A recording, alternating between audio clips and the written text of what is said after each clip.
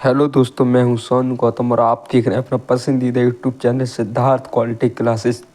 इस वीडियो में हम क्लास 10 यूपी बोर्ड के दूसरे चैप्टर जिसका नाम है भारत में राष्ट्रवाद का उदय की हैंडराइटिंग सहित नोट्स स्टडी करेंगे। पहला हमारा टॉपिक है राष्ट्रवाद, जिसे हम पहले चैप्टर में भी रीड कर चुके हैं। एक बार फिर से इसे रिपीट कर लेते हैं।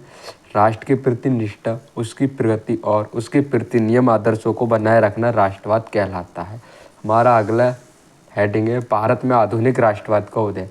दूसरे उपनिवेशों की तरह भारत में आधुनिक राष्ट्रवाद के उदय की परिघटना उपनिवेशवाद विरोधी आंदोलन के साथ गहरे तौर पर जुड़ी हुई थी। औपनिवेशिक शासकों के खिलाफ संघर्ष के दौरान लोग आपसी एकता को पहचानने लगे। उत्पीड़न और दमन के साझा भाव ने विभिन्न समूह को एक दूसरे से बांध दिया, लेकिन हर वर्ग और समूह पर उपनिवेशवाद का असर एक जैसा नहीं था। उनके अनुभव भी अलग थे और स्वतंत्रता के मायने भी भिन्न थे। महात्मा गांधी के नेतृत्व में कांग्रेस ने इन समूह को इकट्ठा किया और एक विशाल आंदोलन खड़ा किया।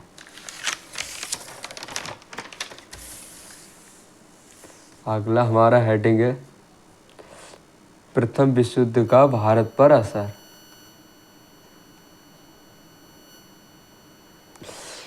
प्रथम विश्व युद्ध का भारत पर क्या असर पड़ा?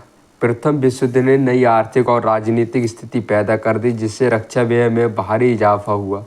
युद्ध के नाम पर कर्जे लिए गए, करों में वृद्धि की गई, सीमा शुल्क बढ़ा दिया गया, आयकर शुरू किया गया। 1913 से 1918 के बीच कीमतें दोगुनी हो गई, जिससे आम जनता को काफ़ी मुश्किल पैदा हो गई। गांवों में सिपाहियों को जबरन भर्ती किया गया, जिससे ग्रामीण इलाकों में काफ़ी गुस्सा था। इसी समय देश के बहुत सारे हिस्सों में फसल खराब हो गई, जिससे खाद्य पदार्थों का भारी अभाव पैदा हो गया। हमारा एक पॉइंट है महात्मा गांधी 1915 में दक्षिण अफ्रीका से भारत लौटे। यहाँ से आपका MCQ बन सकता है। हमारा अगला इम्पोर्टेंट हेडिंग है सत्याग्रह के विचार। सत्याग्रह के विचार में सत्य की शक्ति पर आग्रह और सत्य की खोज पर जोर दिया जाता था। यदि आपका संघर्ष अन्याय के खिलाफ है तो उत्पीड़क से मुकाबला करने के लिए आपको किसी शारीरिक बल की आवश्यकता नहीं है, केवल अहिंसा के सहारे आप सफल हो सकते हैं।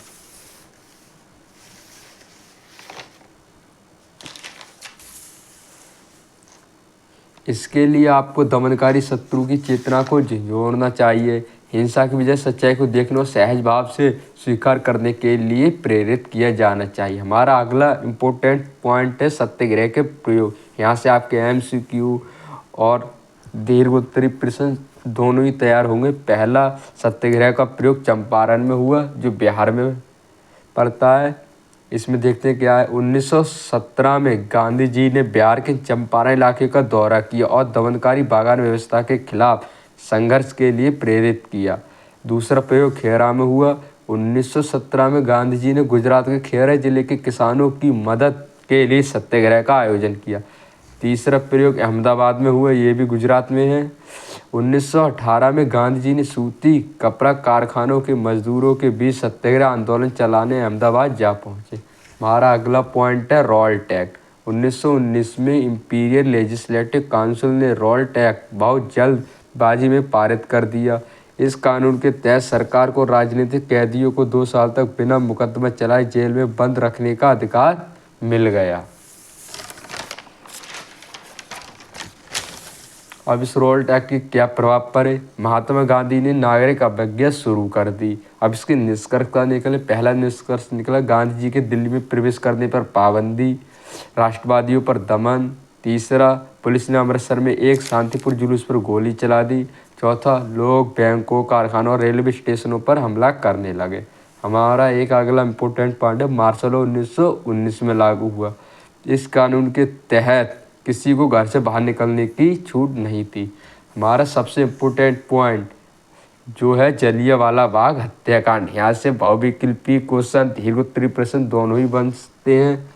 पहला पॉइंट हमारा 13 अप्रैल 1919 को जलियांवाला बाग हत्याकांड हुआ।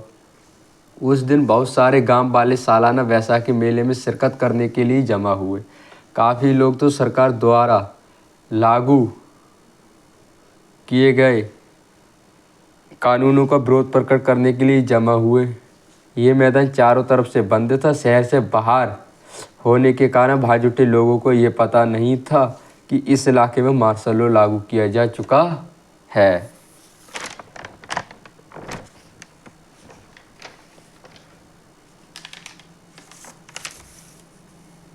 और जनरल डायर हथियारबंद सैनिकों के साथ वहाँ पहुँचा और जाते ही मैदान से बाहर निकलने के सारे रास्ते बंद कर दिए। इसके बाद उसके सैनिकों ने भीड़ पर अंधाधुंध गोलियां चला दी। सैकड़ों लोग मार गए। अब इसका प्रभाव क्या पड़ा जलियांवाला बाग हत्याकांड का? उत्तर भारत के बहुत सारे शहरों में लोग सड़कों पर उतरने लगे, हड़ताल होने लगी, लोग पुलिस से मोर्चा लेने लगे, सरकारी इमारतों पर हमला होने लगे। अब इसका निष्कर्ष क्या निकला? लोगों को कोरे मारे गए, सड़क पर नाक रगड़ने तथा साहिब को सलाम करने पर मजबूर किया गया, गांवों पर बम बरसाए। कौन कौन से? गुजरांवाला और बंगाल में। हिंसा फैलते देख गांधी ने सत्याग्रह आंदोलन वापस ले लिया। हमारा अगला पॉइंट है खिलाफत समिति। प्रथम विश्व युद्ध में ऑटोमन तुर्की की हार हो चुकी थी। अफवाह फैली थी इस्लामिक विश्व के आध्यात्मिक नेता यानी खलीफा पर अंग्रेजों ने बहुत सख्त संधि थोपी है। खलीफा के आत्मसम्मान के लिए मार्च 1919 में बम्बई में खिलाफत समिति का गठन किया गया। निष्कर्ष निकला, असहयोग आंदोलन शुरू हुआ।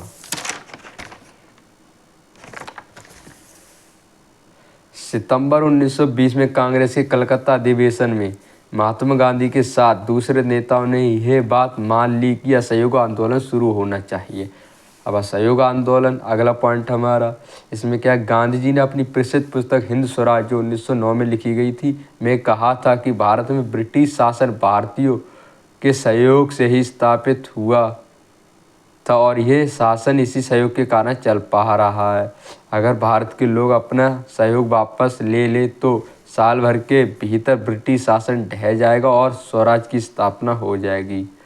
गांधी जी का सुझाव था यह आंदोलन चरणबद्ध तरीके से आगे बढ़ना चाहिए। सबसे पहले लोगों को सरकार द्वारा दी गई पदवियां लौटा देनी चाहिए। सरकारी नौकरी, विदेशी वस्तुओं का बहिष्कार करना चाहिए। शौकत अली, मोहम्मद अली और गांधी जी 1920 की गर्मियों में आंदोलन के लिए समर्थन जुटाते हुए देश भर में यात्राएं करते रहे। आखिरकार दिसंबर 1920 में कांग्रेस के नागपुर अधिवेशन में असहयोग आंदोलन पर स्वीकृति की मोहर लगा दी। हमारा इम्पोर्टेंट पॉइंट है, यहाँ से MCQ बनता है। असहयोग खिलाफत आंदोलन जनवरी 1921 में शुरू हुआ था।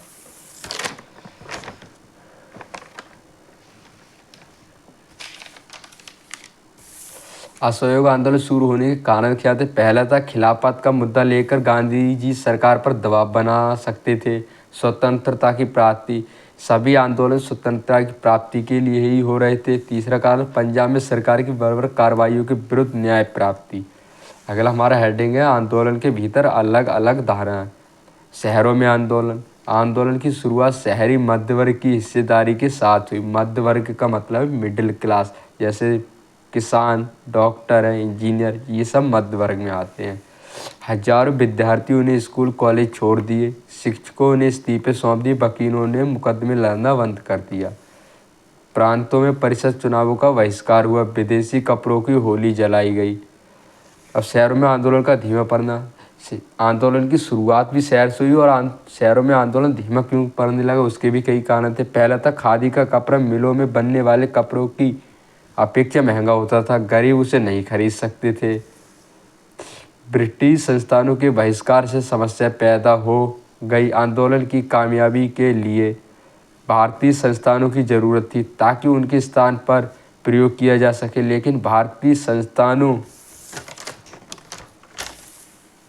की स्थापना की प्रक्रिया धीमी थी। फलस्वरूप विद्यार्थी शिक्षक स्कूल में लौटने लगे। हमारा अगला हेडिंग है ग्रामीण इलाकों में विद्रोह। अवध में सन्यासी बाबा रामचंद्र किसानों का नेतृत्व कर रहे थे। उनका आंदोलन तालुकदारों और जमींदारों के खिलाफ था जो किसानों से भारी भरकम लगान तथा तरह तरह के कर वसूल रहे थे। किसानों को बेगार करनी पड़ती थी। किसानों की मांग थी कि बेगार खत्म हो और दमनकारी जमींदारों का सामाजिक बहिष्कार हो। जून 1920 में जवाहरलाल नेहरू ने अवध के गांवों का दौरा किया और बाबा रामचंद्र के साथ मिलकर अवध किसान सभा का गठन किया। हमारा अगला हेडिंग है गुरिल्ला आंदोलन। आंध्र प्रदेश की गुरेम पहाड़ियों में 1920 के दशक में एक उग्र गुरिल्ला आंदोलन फैल गया जिसका नेतृत्व अल्लूरी सीताराम राजू कर रहे थे। अब इस आंदोलन के कारण क्या थे? पहला था बड़े बड़े जंगलों में लोगों के जाने पर पाबंदी, जंगलों में पशुओं को चराने पर पाबंदी, फल व जलावन के लिए लकड़ी बीनने पर पाबंदी। निष्कर्ष 1924 में राजू को फांसी दे दी गई।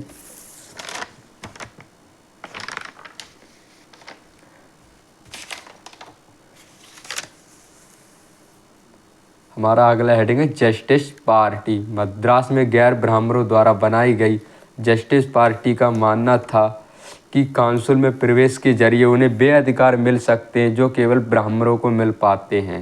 हमारा अगला हेडिंग है बागानों में सुराज।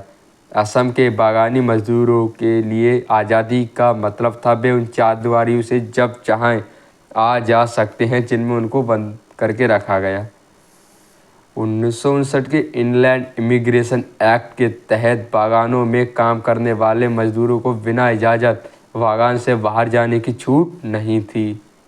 जब उन्होंने असहयोग आंदोलन के बारे में सुना तो हजारों मजदूरों ने बागान छोड़ दिया और अपने घर को चल दिए।